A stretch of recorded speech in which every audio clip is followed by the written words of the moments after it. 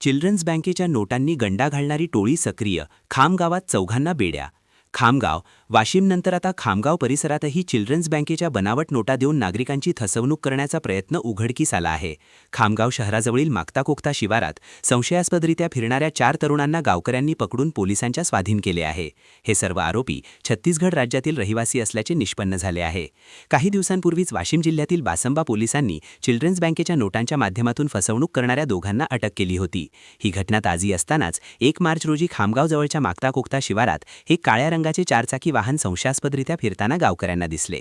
गावकऱ्यांनी प्रसंगावधान राखून या गाडीला अडवले आणि विचारपूस केली असता त्यांच्याकडे 500 रुपयांच्या चिल्ड्रन्स बँकेच्या नोटांचे बंडल आढळून आले.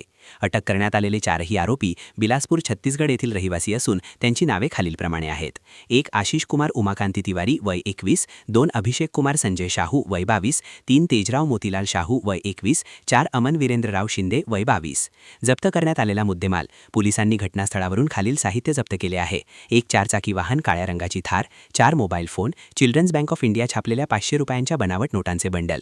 सध्या अशा प्रकारे बनावट नोटा देऊन ग्रामीण भागातील भोळ्या भाबड्या जनतेला लुटण्याचे प्रकार वाढत आहेत. कोणत्याही अनोळखी व्यक्तीसोबत पैशांचे व्यवहार करताना काळजी घ्यावी आणि संशयास्पद हालचाली दिसल्यास तात्काळ पोलिसांशी संपर्क साधावा.